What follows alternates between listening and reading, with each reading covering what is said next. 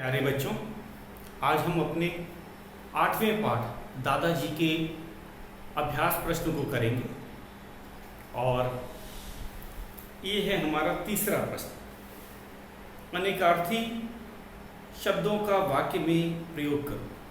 तो ये अनेकार्थी शब्द क्या होते हैं, सबसे पहले यही आया। तो बच्चों, ये अनेकार्थी जो है दो शब्दों को जोड़ करके बना है अनेक अर्थी, अर्थात इन शब्दों के एक से अधिक अर्थ होते हैं। अर्थ मतलब अनेकार्थी शब्द वे शब्द जिनके एक से अधिक अर्थ होते हैं अनेकार्थी शब्द कहलाते हैं। और हमें इस तीसरे प्रश्न में क्या करना है, अनेकार्थी शब्द का वाक्य में प्रयोग करो। तो इसको आपको अपने नोटबुक में लिखना है, वाक्य हम बनाएंगे और वाक्य में शब्द वही रहेगा, लेकिन इसका अलग अलग दो अर्थ में करना है। इसके दो अर्थ क्या होते हैं, पहला शब्द है भूल। भूल के दो अर्थ होते हैं। एक भूलने का भाव, व्यक्ति के दिमाग से कुछ चीज़ निकल गई, उसको हम कहते हैं कि वो भूल गया, अनजाने में उसे याद न रहा। लेकिन दूसरा अर्थ होता है गलती करना। अगर कहते हैं ना कि बच्चे, अगर आप नहीं पढ़ रहे हो तो ये आप बहुत बड़ी भूल कर रहे हो, तो यहाँ पे भूल का अर्थ है गलती कर रहे हो। तो भूल शब्द के हमने देखे कि दो अर्थ होते हैं। पहला है भूल जाने का भाव, दिमाग में याद ना रहा। दूसरा है गलती। तो वाक्य बनाएंगे ताकि हम इसको अच्छी तरह से समझ सकें, इसका अर्थ जान सकें। तो करते हैं अपना तीसरा प्रश्न। ये भाषा से के अंतर्गत है। प्रश्न 3 है हमारा, अनेकार्थी शब्दों का वाक्य में प्रयोग करो। और आप इसे बच्चों नोटबुक से अपने नोटबुक में करेंगे। बुक में करने के लिए कोई स्थान नहीं दिया है, इसीलिए हमें आपको ये प्रश्न नोटबुक में ही करना होगा। तो हम लिख रहे हैं अनेकार्थी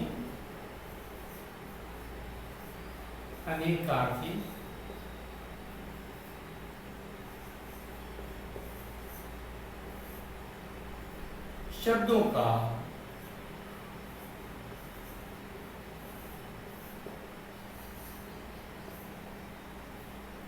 वाक्य में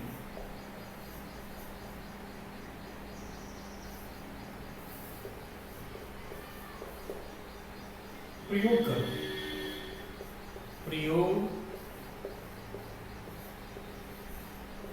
करो।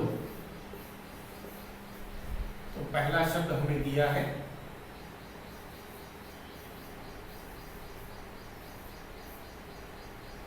भूल।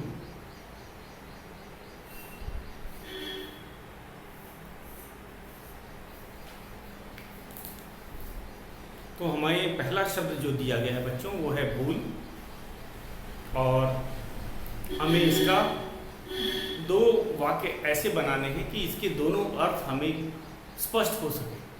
तो पहला अर्थ है, भूल का अर्थ है गलती का भाव, भूलने का भाव। पहला क्या है, कोई चीज़ भूल जाना। जैसे आप कभी कभी स्कूल में अपनी पुस्तक या नोटबुक ले जाना भूल जाते हैं, तो उसे भूल कहा जाता है। और गलती को भी भूल कहा जाता है। दूसरा क्या है, गलती को भी भूल कहा जाता है। तो हम वाक्य ऐसे बनाएंगे ताकि दोनों अर्थ हमें अच्छी तरह से स्पष्ट हो सके। दोनों अर्थ हमें स्पष्ट होने चाहिए। तो लिखते हैं, पहला है, ध्यान देना, रवि स्कूल में अपनी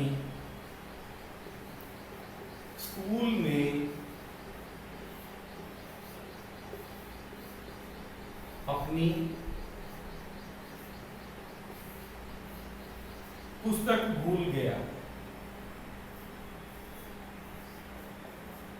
पुस्तक भूल गया, पूर्ण विराम। यहाँ पे भूलने का भाव है। रवि स्कूल में पुस्तक को भूल गए, यहाँ भूलने का भाव बताया जा रहा है। अनजाने में हुई, अनजाने में व्यक्ति भूल जाता है कोई चीज़, दिमाग से बात निकल जाती है। अब आ जाते हैं गलती। भूल का एक और अर्थ होता है गलती। तो हम लिखते हैं हमें अपनी भूल सुधार लेनी चाहिए। ये सबसे अच्छी बात है कि हमें अपनी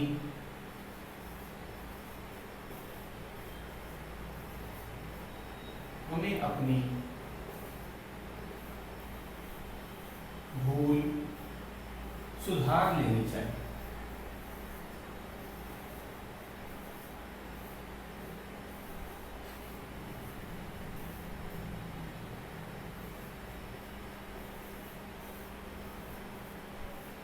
हमें अपनी भूल सुधार लेनी चाहिए। तो यहाँ भूल का अर्थ है गलती। तो मैं एक बार इसको शब्द को देखो, हमने उसी शब्द का प्रयोग किया है भूल। यहाँ पे भी कोई भी स्पेलिंग में, वर्तनी में कोई अंतर नहीं है, केवल अंतर है तो अर्थ में। तो बच्चों ध्यान से देखना है, यहाँ पे जो शब्द भूल है इसके दो अर्थ हैं। पहला है भूल जाने का भाव, भूलने का भाव। अनजाने में व्यक्ति से के बाद से कोई बात निकल गई, दिमाग से बात निकल गई तो व्यक्ति भूल जाता है। और दूसरा है गलती का भाव, गलती का भाव। तो ये दोनों वाक्य से हमने पहले वाले से भूल जाने का कहा है। रवि स्कूल में अपनी पुस्तक भूल गया। तो ये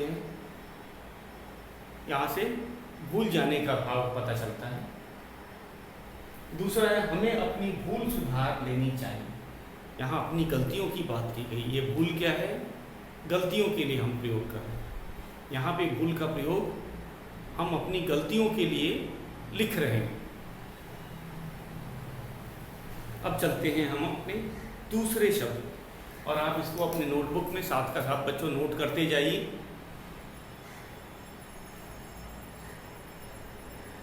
आप इसे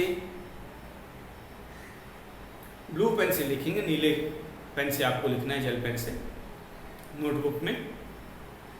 कोई बच्चा इसे पुस्तक में करने की कोशिश ना करे, जगह नहीं दिया हुआ है, पुस्तक खराब हो जाएगी। अनेकार्थी शब्दों का वाक्य में प्रयोग करो। पहला हमारे शब्द दिया गया है भूल।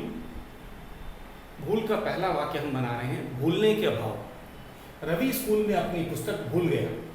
यहाँ पे भूल जाने का भाव बताया जा रहा है। पहले वाक्य में यहाँ पे भूल जाने का भाव बताया जा रहा है। रवि स्कूल में अपनी पुस्तक भूल गए। दूसरे वाक्य में हमें अपनी भूल सुधार लेनी चाहिए। यहाँ भूल का अर्थ है गलतियाँ, गलती। हमें अपनी भूल सुधार लेनी चाहिए। यहाँ भूलने का अर्थ है गलती। चलते हैं अपने दूसरे शब्द पे। आपने इसे लिख लिया है, हम अपने दूसरे शब्द पे चलते हैं।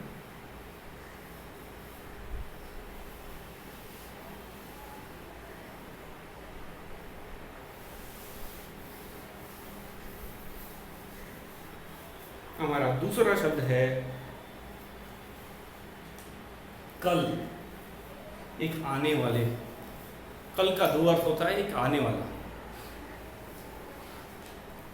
और यंत्र, मशीनों के लिए कहते हैं। आजकल कल के द्वारा, कल का अर्थ होता है हाँ मशीन। कल का हिंदी में अर्थ होता है मशीन। कल से जिंदगी, आजकल हर जगह कल का प्रयोग किया जाता है, मशीनों का प्रयोग किया जाता है। और कल का है आने वाला दिन को हम कल कहते हैं। आप आम भाषा में कहते हैं हम कल पढ़ेंगे, हम कल से ये काम करेंगे। कल मतलब भविष्य, आने वाला दिन। तो कल के दो अर्थ हो गए। कल का पहला अर्थ है आने वाला दिन और दूसरा है मशीन। दूसरा क्या है? मशीन। मशीन को हिंदी में कल कहा जाता है। तो दूसरा शब्द है हमारा कल। इसके दो वाक्य हम बना रहे हैं। पहला है मैं कल बाजार जाऊंगा। मैं कल मैं कल बाजार जाऊंगा। पूर्ण विराम।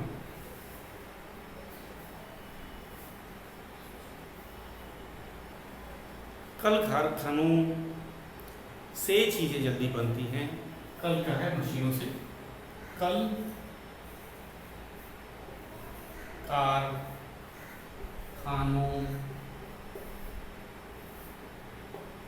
से चीजें जल्दी बनती हैं।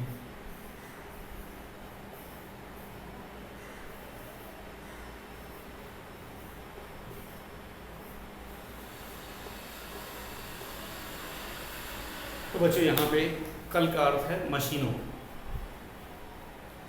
कल पुर्जे आपने सुना होगा, आम भाषा में सुना होगा, इस मशीन के कल पुर्जे देना। कल का है मशीन के लिए। कल पुर्जे, मशीन के पुर्जे। कल पुर्जे का क्या अर्थ हुआ? मशीन के पुर्जे। और एक कल होता है आने वाला दिन। मैं कल बाजार जाऊंगा। कल दुकान खुलेगी। तो कल मतलब आने वाला दिन। तो अब हम इसको एक बार मैं इसको रेखांकित कर लेता हूं। तो आपने यहां देखा शब्द वही है, अर्थ अलग अलग। शब्द वही है लेकिन उसके अर्थ अलग हैं। पहले वाले वाक्य में हमने देखा मैं कल बाजार जाऊंगा, तो यहाँ पे आने वाले दिन की बात की गई। यहाँ पे कल किसके लिए प्रयोग किया गया है? आने वाला दिन। और दूसरे वाक्य में कल कारखानों से चीज़ें जल्दी बनती हैं। कल कारखाने मतलब कल का अर्थ है मशीन। कारखानों में मशीनें होती हैं, इनसे चीज़ों का निर्माण जल्दी होता है। तो ये था हमारा कल शब्द का दो अलग अलग अर्थों में वाक्य में प्रयोग। ये बहुत ही आसान है, आप इसे नोट कर लें। तब हम अपने तीसरे और अंतिम शब्द पे चलेंगे।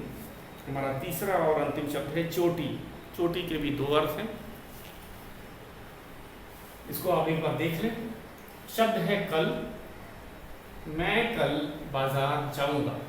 यहाँ पे कल का अर्थ है आने वाला दिन।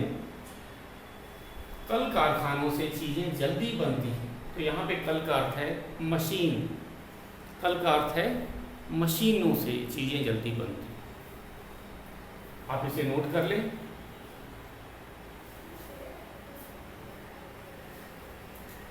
मेरे ख्याल से आपने इसे नोट कर लिया होगा। अब हम अपने अगले शब्द की तरफ चलते हैं। चोटी तीसरा शब्द है।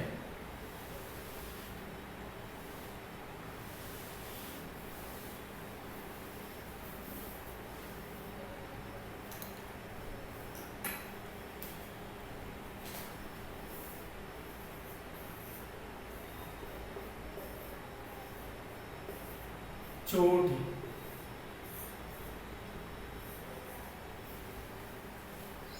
शिखर, इसके दो अर्थ होते हैं, शिखर और गूथे हुए बाल। चोटी पर्वतों की चोटी के बारे में कहा गया है। चोटी मतलब जो शिखर की बात किया, पर्वत शिखर हम अभी बता रहे हैं। अगर हम चोटी बोल रहे हैं तो शिखर की बात कर रहे हैं। जैसे आप जानते हैं हिमालय पर्वतमाला की सबसे ऊंची चोटी, जो कि संसार की सबसे ऊंची पर्वत की चोटी है, उसका नाम एवरेस्ट है। आपने ये पढ़ा होगा कि हिमालय पर्वतमाला की सबसे ऊंची पर्वत चोटी का नाम एवरेस्ट है। तो यहाँ पे चोटी का अर्थ है शिखर, पर्वत शिखर की बात कर रहे हैं। अब हम जब इस यहाँ पे चोटी का प्रयोग कर रहे हैं तो शिखर की बात कर रहे हैं, पर्वत चोटी। और दूसरा है गूथे हुए बाल। आपने देखा होगा लड़कियों और महिलाओं के जो बाल होते हैं उनकी चोटी बनाई जाती है। ताकि वह व्यवस्थित रह सके, तो उसे भी चोटी ही कहा जाता है। तो वर्तनी में, स्पेलिंग में कोई अंतर नहीं, चाहे वह पर्वत की चोटी हो या बालों की, गूंथे हुए बालों की चोटी हो। तो वाक्य हम ऐसा बनाएंगे कि जिससे अर्थ हमें स्पष्ट हो सके। तो शुरू करते हैं। इसका पहला वाला शिखर के लिए हम इसका वाक्य बनाएंगे। शिखर जब हम बोलते हैं तो पर्वत शिखर की बात करते हैं। शिखर में हम लोगों का अर्थ है पर्वत शिखर। तो लिखते हैं, एवरेस्ट संसार की सबसे ऊंची पर्वत चोटी है। एवरेस्ट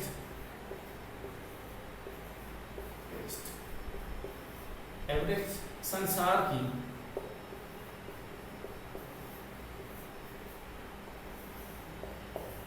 सबसे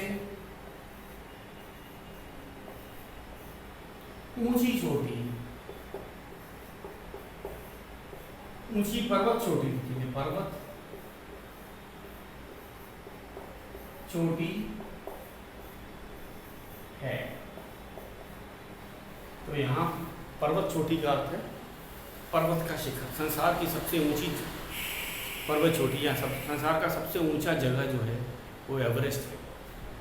एवरेस्ट का जो चोटी है, एवरेस्ट का जो शिखर है, वो संसार का सबसे ऊंचा स्थान है।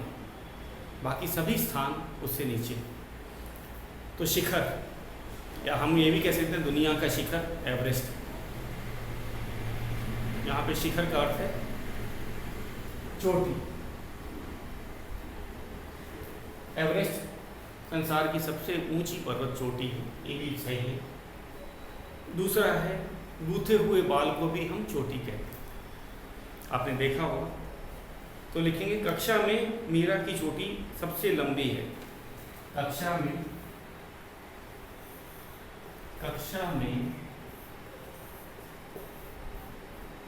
मीरा की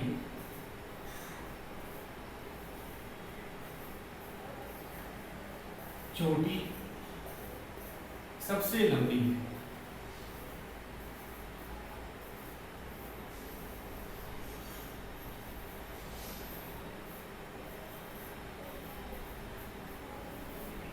कक्षा में मीरा की चोटी सबसे लंबी है।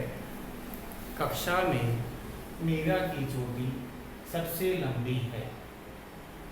कक्षा में मीरा की चोटी सबसे लंबी है। तो इसको हम लोग रेखांकित कर देते हैं कि देखो, शब्द में कोई अंतर नहीं, वर्तनी में कोई अंतर नहीं है।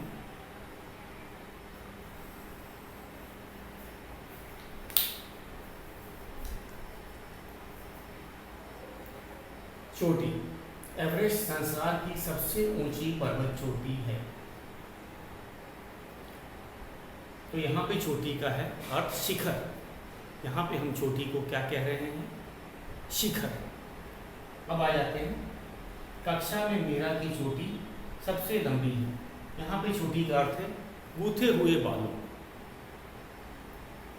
तो अब इससे क्लियर हो जाता है, इससे हमें साफ समझ आ जाता है कि चोटी का हमने दो अलग अलग चीज़ों में, वाक्यों में प्रयोग किया है और दोनों जगह इसके अर्थ अलग अलग। पहले जगह इसका प्रयोग शिखर के रूप में किया गया है, पर्वत शिखर के रूप में किया गया है। दूसरी जगह यहाँ पे जो लड़कियों की गूथे हुए बालों की चोटी होती है उसको चोटी के रूप में प्रयोग किया गया है। तो बहुत ही सरल है। अब आप इसे आसानी से समझ गए होंगे और आपने इसे नोट भी कर लिया। अब हम चलते हैं अपने इस पाठ के कुछ वैल्यू बेस्ड क्वेश्चन है, इसको करते हैं।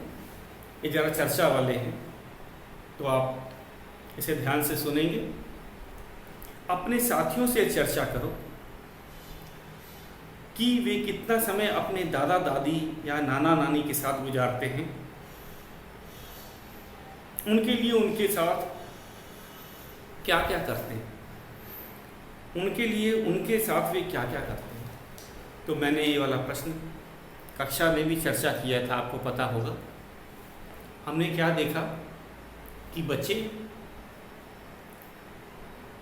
कुछ समय अपने नाना नानी या दादा दादी के साथ गुजारना पसंद करते हैं। अधिकतर आजकल बच्चों का रुझान कार्टून या मोबाइल पे गेम खेलने पे ज़्यादा निकल जाता है। तो ये इसे सब बच्चों ने माना कि मोबाइल के कारण भी कुछ अब वे पहले से कम ध्यान दे रहे हैं। ये खुद बच्चों ने ही बताया, नहीं तो बच्चे क्या क्या करते हैं वो भी बताया कि वे उनको समय पे दवाई देते हैं, वे उनकी सेवा करते हैं, खाना देते हैं और वे उनको कभी कभी घुमाने ले जाते हैं। और सभी बच्चे, लगभग सभी बच्चों ने कहा था कि वे अपने दादा दादी या नाना नानी से कहानी सुनना भी पसंद करते हैं। तो ये हमें कैसे पता चला?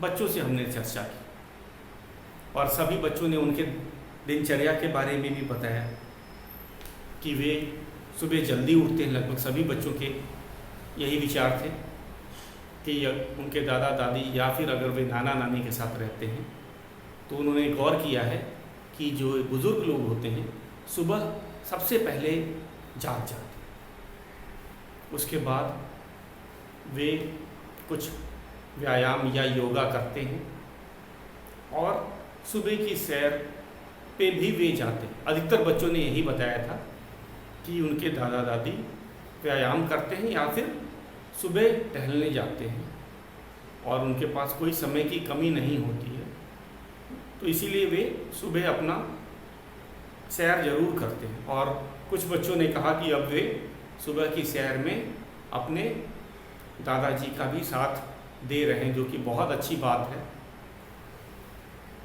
तो ये था हमारा पहला प्रश्न, जो हमने ये बच्चों की चर्चा करके इसका एक उत्तर पता किया। इस कविता में कितनी सच्चाई है, इस विषय पर कक्षा में अपने परिवार को आधार मानकर बातचीत करो।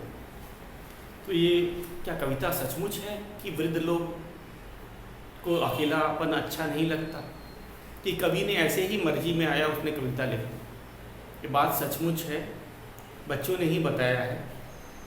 क्या बताया है कि अब तो सब बच्चों को तो अपने दादाजी के साथ या दादा दादी नाना नानी के साथ रहने का मौका नहीं मिलता है, क्योंकि वे उनसे दूर रहते हैं।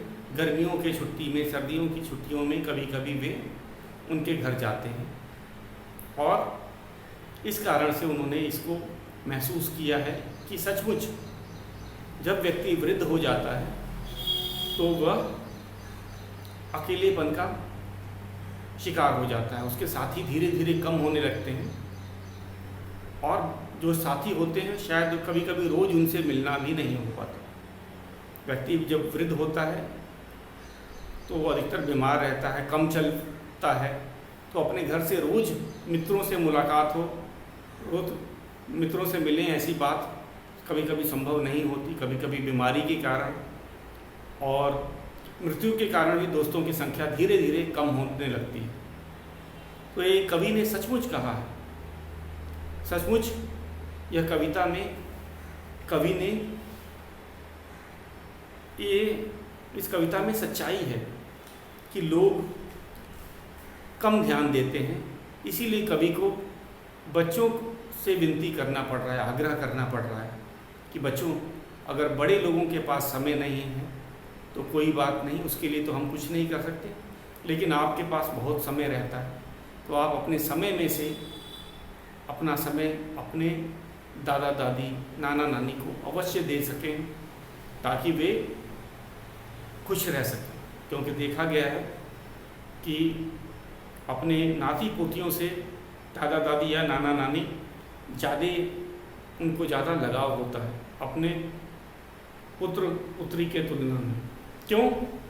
क्योंकि वे उनसे ज़्यादा समय उनके साथ गुजारते हैं। तो ये था कारण। कवि इसमें हम कहेंगे कवि ने एकदम सच में ये कविता सही लिखी है। लोगों ने खुद देखा है, जो बच्चे अपने दादाजी के साथ रहते हैं उन्होंने खुद महसूस किया है कि वे उनसे लोगों का कम मिलना जुलना होता है और वे ज़्यादा एकांत में ही रहते हैं। तो इसी कारण से कवि ने बच्चों को आग्रह किया है कि वे ज़्यादा से ज़्यादा समय, अगर वे खेलना चाहते हैं, खेलने में भी दादाजी को शामिल करना चाहिए, उनको भी एक अपना साथी मान करके उनको भी खेल में खिलाना चाहिए, ताकि वे भी अकेलापन उनको महसूस ना हो, आपको भी एक साथी मिल जाए खेल में। और दूसरा, उसने कहा है कि घूमने ले जा सकते हो, और सेवा तो सभी बच्चे करते हैं, पानी देना, दवा देना, खाना देना, ये जो मैंने सब बच्चों से बात की जो अपने दादाजी के साथ रहते हैं, वे सारे काम करते हैं, किसी ने मना नहीं किया। तो ये सचमुच ये बच्चों का भी फ़र्ज़ है कि उनको भी पूरा आदर सम्मान दें।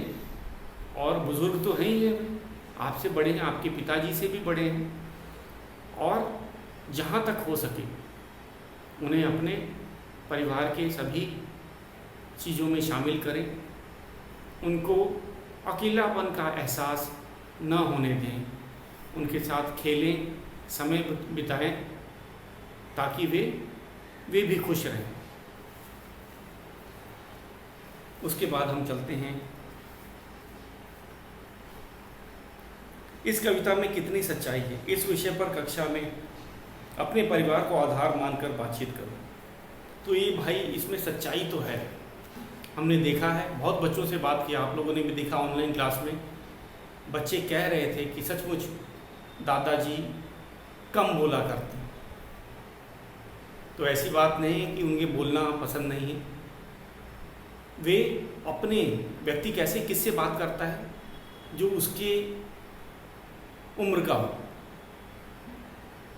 या फिर जो वृद्ध व्यक्ति होता है ये उम्र भी नहीं देखता, वो बच्चों को भी अपना साथी बना लेता है, वो बात करके अपने अनुभवों को बांटना चाहता है। बड़े लोग क्यों नहीं बात करते, उनके पास समय नहीं होता। आपने अपना उदाहरण में ही बताया था कि मेरी मम्मी बहुत पहले उठ जाती हैं और रात को मेरे सोने के बाद तक काम करती हैं, तो इस कारण से उन्हें समय की कमी रहती है। पिताजी कभी कभी परिवार के साथ भी नहीं रहते।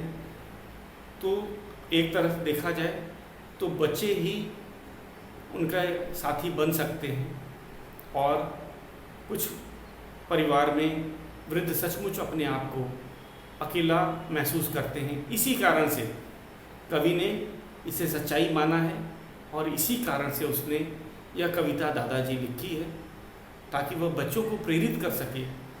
कविता में कवि ने कितनी बार बच्चों से आग्रह किया है कि आप यह मत सोचो कि वे बड़े उम्र के हैं, वे आपके साथ नहीं खेलेंगे। यहाँ तक कि कवि ने यह भी बताया है कि अगर आप रसोई में लड्डुओं की चोरी करोगे और अपने दादाजी के साथ आपका अच्छा व्यवहार है, अच्छी दोस्ती है, आप उनके साथ अच्छा खेलते हो, समय बिताते हो, तो वे भी आपकी मदद करेंगे, चाहे वो लड्डू की चोरी हो, चाहे कभी कभी बड़ों की डांट से भी आपको बचा लेंगे।